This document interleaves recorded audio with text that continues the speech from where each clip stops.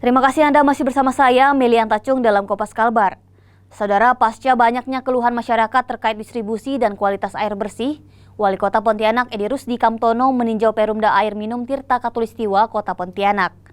Pemantauan ini dilakukan untuk melihat langsung penyebab gangguan serta melihat proses pelayanan.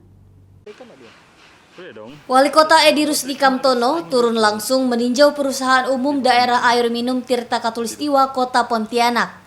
Lokasi pertama yang dikunjungi adalah instalasi pengolahan air di Jalan Imam Bonjol yang berada tepat di tepian Sungai Kapuas. Selain meninjau instalasi pengolahan, kedatangan wali kota ini sekaligus untuk melihat proses pelayanan pasca banyaknya keluhan masyarakat beberapa pekan terakhir. Baik mengenai kondisi air yang keruh, tekanan air yang kecil bahkan tidak mengalir. Berdasarkan hasil pemantauan, gangguan distribusi dikarenakan musim kemarau yang membuat debit air Sungai Kapuas surut sehingga kebutuhan air baku berkurang. Ditambah saat pasang tiba, kadar garam pada air baku meningkat. Nah, ini kan saya datang ke sini dalam rangka untuk on the spot melihat ke lapangan karena banyak keluhan masyarakat terhadap pelayanan air bersih ini. Pertama, tidak mengalir katanya gitu. Kedua, ada lumpur yang terbuka keran. Nah, terus kita cek di sini apa penyebab dari semua kejadian. Pertama memang adanya tadi pipa-pipa yang mudah pecah.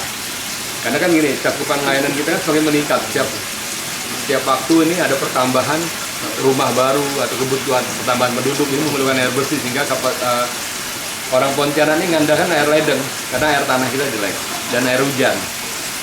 Nah, begitu pelanggan banyak, mau tidak mau tekanan diperbesar supaya nyampe ke rumah-rumah penduduk dan keras gitu, karena begitu tekanan dinaikkan pecah gitu, pipanya nggak kuat. Nah, ini yang harus kita ganti nanti ke depan yang baru dengan investasi cukup besar.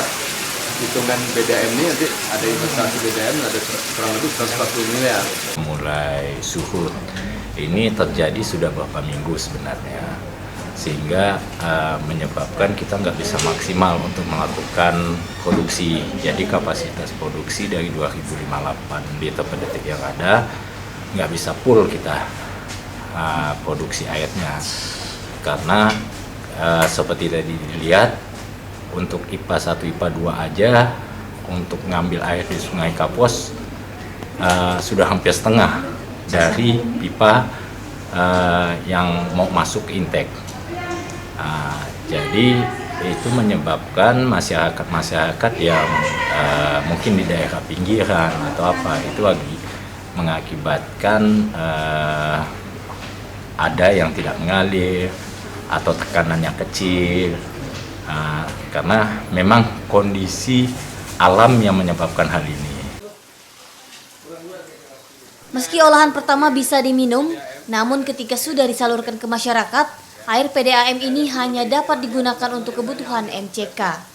Hal ini dikarenakan kualitas air telah berubah saat melewati pipa yang sudah tua sehingga tidak layak untuk kebutuhan konsumsi. Demi mengantisipasi kekurangan air bersih, pelanggan diimbau bisa berinisiatif menampung air lebih banyak.